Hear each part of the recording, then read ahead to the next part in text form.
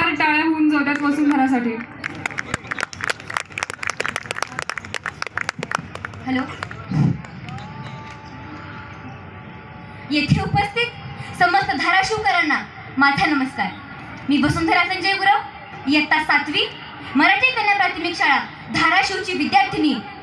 अवघ्या महाराष्ट्राचं कुलदेवत असणाऱ्या आई तुळजाभवानीला वंदन करून माझ्या शिवचरित्र कथनाला सुरुवात करते. राजश्रिय विराजित सकळ गुण मंडळीत प्रौढ प्रताप पुरंदर क्षत्रिय कुलावतंस सिंहासनाधीश्वर हिंदवी स्वराज्य संस्थापक भोसले कुलदीपक मुघालतल संहारक कीर्तिवंत बुद्धिवंत ज्ञानवंत शीलवंत राजाधिराज योगीराज जाणता राजा दुर्गपती दशपती अश्वपती भूपती प्रजापती राजनीती धुरंधर शस्त्रास्त्र शास्त्र पारंगत अष्टावधान जागृत न्यायालंकार मंडित सुवर्णरत्न श्रीपती श्रीमंत श्री छत्रपती शिवाजी महाराजांना माझा मानाचा मुजरा. इतिहासाच्या पानावर रयतेच्या मनावर, इतिहासाच्या पानावर रयतेच्या मनावर, मातीच्या कणावर आणि विश्वासाच्या प्रमाणावर राज्य करणारा राजा म्हणजे राजाशिव छत्रपती. विजापूरची आदिलशाही, अहमदनगरची निजामशाही, गोवळकोंड्याची कुतुबशाही, उत्तरेकडील मुघल साम्राज्य यांसारख्या बलाढ्य शक्तींचं सावट देशोधडीला लागली होती. आपल्या मुलखाची धूळ घाण झाली होती. धर्माचा नाश झाला होता आणि अधर्माचा हाहाकार माजला होता. इतकं सोसूनही जनतेच्या पदरी काय तर गुलामगिरी. यदा यदा हि धर्मस्य ग्लानिर्भवति भारत अभ्युत्थानं धर्मस्य तदात्मानं सृजाम्यहं परित्राणाय साधूनां विनाशाय च दुष्कृतां धर्मसंस्थापनार्थाय संभवामि युगे युगे. भगवद्गीतेतील श्रीकृष्णाने सांगितलेल्या या वचनानुसार अधर्माच्या नाशासाठी आणि धर्माच्या रक्षणासाठी एका तेजस्वी युगपुरुषाचा जन्म झाला. गगनभेदी नजर त्याची, पहाडासम विशाल काया, धगधगता सूर्यही झुकतो आणि वंदितो प्रभू शिवराया. लहान मुलांपासून ते अगदी वृद्धांपर्यंत आपल्या आदर्श जगण्याने सर्वांसाठी दीपस्तंभ बनलेले अवलिया म्हणजे महाराज. जगावं कसं, मूल्ये जपावीत कशी हे शिकवणारा आद्य शिक्षक म्हणजे महाराज. त्याच्या गवताच्या काडीलाही हात लावाल तर ज्ञान राखाल असं आपल्या सैन्याला निक्षून सांगणारा आणि प्रजेवरून जीव ओवाळणारा राजा म्हणजे महाराज. आणि आभाळ कोसळलं तरी डगमगून न जाता धैर्याने उभे राहायला शिकवणारे ऊर्जा स्रोत म्हणजे महाराज. मंदिरा इतकंच मशिदीचंही पावित्र्य जपणारा सर्व धर्म श्रेष्ठ राजा म्हणजे महाराज. माणूस ही एकच जात आणि मानवता हा एकच धर्म अशा धर्मनिरपेक्ष विचारांचा तत्ववेत्ता म्हणजे छत्रपती शिवाजी महाराज. म्हणूनच म्हटलं जातं की जेव्हा केव्हा आयुष्यात असं वाटेल की सगळं संपलं, आता मी पराभूत होणार, तेव्हा फक्त एकदा शिवचरित्र वाचा. तुम्हाला पुन्हा गगनभरारी घेण्याची प्रेरणा नक्कीच मिळेल. हे शिवचरित्र वाचल्यामुळे नेताजी सुभाषचंद्र बोस यांना देशांतर करून जर्मनीला जाण्याचे सुचले. भगतसिंग, सुखदेव, राजगुरू, चंद्रशेखर आझाद यासारख्या क्रांतिकारकांना लढण्याची प्रेरणा आणि स्फूर्ती शिवचरित्रातूनच मिळाली. अवघ्या 50 वर्षांचं आयुष्य लाभलेल्या महाराजांनी अर्ध्यापेक्षा जास्त काळ रणांगणावरील लढाईमध्ये घालवला. तसेच खचलेल्या पिचलेल्या रयतेच्या मनात स्वाभिमानाचा, पराक्रमाचा, स्वराज्यनिष्ठेचा हुंकार जागृत केला. साध्या भोळ्या मावळ्यांचे संघटन केले. गडकिल्ले आणि दगडधोंडे हीच त्यांची हत्यारे. म्हणूनच या कवितेने म्हटलं आहे, झोपड्या तुली उभे ठाकले सशस्त्र गडन किल्ले, तोफांनाही पुरून उरले केवळ बरचाली खाली. माणसं जोडताना महाराजांनी कधीही जात, धर्म, वंश, पंथ पाहिला नाही. पाहिली की फक्त गुणवत्ता. स्वराज्य हे केवळ हिंदूंचेच नव्हे, तिथल्या तमाम रयतेचे राज्य, कष्टकऱ्यांचे राज्य. स्वराज्य हे केवळ हिंदूंचेच नाही, तिथल्या तमाम रयतेचे राज्य आहे. इथल्या प्रत्येक गडकिल्ल्यांचा एक चिरा घडवताना, छन्नीशी खेळताना ज्यांनी आपली बोटं झिजवली, बुरुजांच्या पायात ज्यांनी बलिदान दिलं, त्या सर्वांचं राज्य म्हणजे स्वराज्य अशी महाराजांची धारणा होती. किती बाजीप्रभू देशपांडे, दुर्दम्य विश्वास आणि पराकोटीची स्वामिनिष्ठ असणारे प्रतापराव गुजर, शत्रूच्या दरबारातून खडा माहिती मिळवणारे भैरजी नाईक, तर औरंगजेबाच्या तावडीतून शिवराय सुखरूप बाहेर पडावे म्हणून स्वतःचा जीव धोक्यात घालणारे मदारी मेहता आणि हिरोजी फर्जंद, पन्हाळगडच्या सिद्धी चौहाच्या वेड्यातून प्रति शिवाजी अफजल भेटी प्रसंगी महाराज गेटबंडाचे 2 हात करून राजांचा जीव वाचवणारा जीवा महाल. आधी गेलं कोंढाण्याचं मग माझ्या रायबाचं असं म्हणून इतिहास अग्राम झालेले हयाजी मालुसरे. लाख मिळाले तरी चालतील पण लाखांचा पोषण जगला पाहिजे असं म्हणून कित्येकांनी हसत मरण पत्करलं. कारण त्या काळात जातीपेक्षा मातीला आणि मातीपेक्षा जास्त छत्रपतींना मानत होते. नात्यापेक्षा नीतीला जपणारे, तख्तासाठी रक्त सांडणारे, मोत्यापेक्षा मातीला किंमत देणारे, मानासाठी बेईमान न होणारे ते शिवरायांचे सवंगडी होते. म्हणूनच ढाल तुटली तरी चाल थांबली नाही, सडा पडला तरी लढा थांबला नाही, मान तुटली तरी इमान तुटला नाही आणि घातावर मात करताना मावळे बनव्यात जळाले पण पळाले नाहीत. 18 पगडला की त्या मावळ्यांचे संघटन करून आणि प्रतिकूल परिस्थितीवर मात करून शिवरायांनी रयतेचं स्वराज्य उभा केलं. म्हणूनच समर्थ रामदास म्हणतात, शिवरायांचे 8वावे रूप, शिवरायांचा 8वावा प्रताप, शिवरायांचा 8वावा साक्षेप भूमंडळी, निश्चयाचा महामेरू, भोगजनांची आधारू, अखंड स्थितीचा निर्धारू, श्रीमंत योगी. छत्रपती शिवाजी महाराज हे केवळ 12 वर्षांचे असताना शहाजी राजांनी त्यांची राजमुद्रा तयार करून घेतली होती.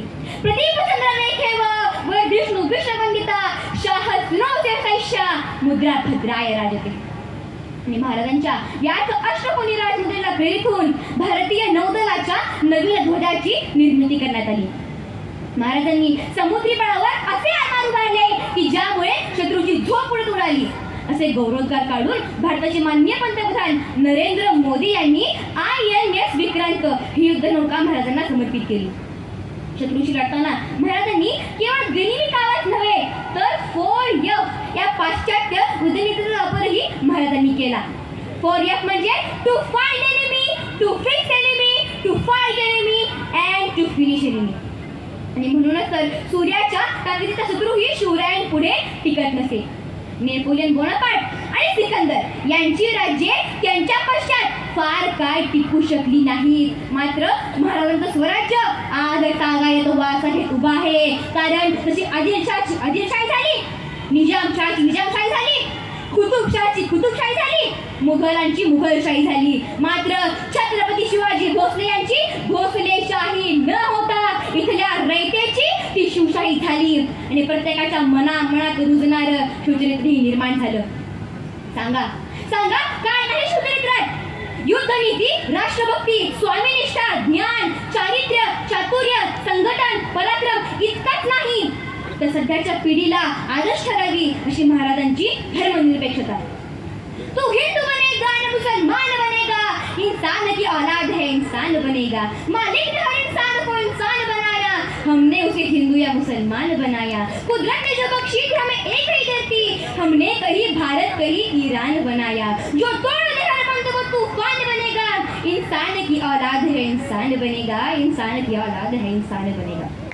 असे विचार असणाऱ्या महाराजांच्या सर्व धर्मश्रेष्ठ स्वभावामुळे 1648 साली आदिलशाहकडे 700 पठाण शिवरायांच्या सैन्यात सामील झाले.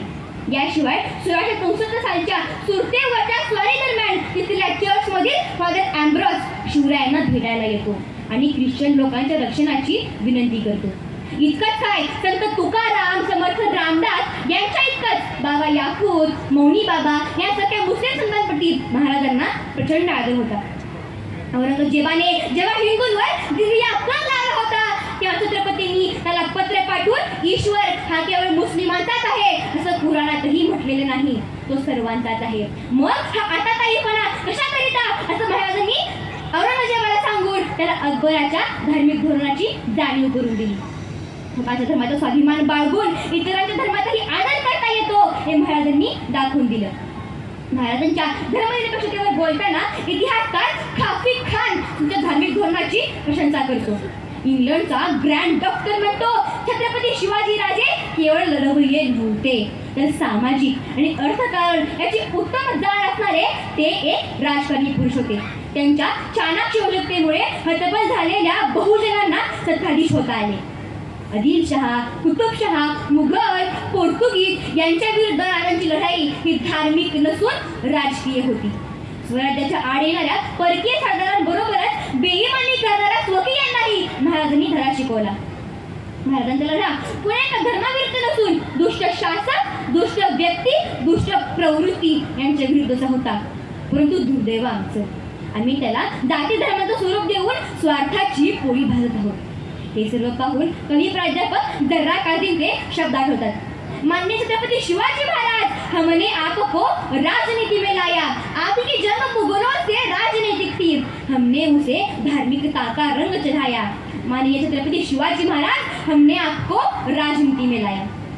बारकाईनं पाहायला गेलं तर आपल्या असं लक्षात येईल की महाराजांच्या काळात कोठेही जातीय अथवा धार्मिक बदल झाल्याचे पुरावे आढळत नाही.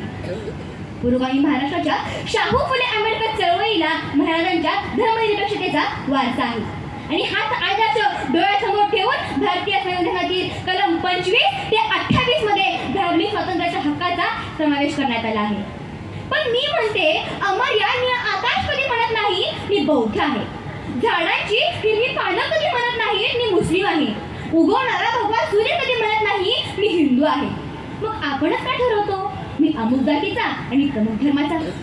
धर्मांध झालेल्या लोकांना हे का समजत नाही की वेळ आल्यावर जातीचं नाही तर माणुसकीचं रक्त कामाला येतं? मला सांगा, तर माणसाची जात ही रक्तातच असली असती, मला सांगा, तर माणसाची जात ही रक्तातच असली असती तर रक्तपेढ्यांमध्ये ए बी ओ या रक्तगटांऐवजी हिंदू गटाची रक्त, मुस्लिम गटाची रक्त, ख्रिश्चन गटाची रक्त, ओबीसी, एससी, एसटी गटाचे रक्त असे रक्तगट असले असते नाही का?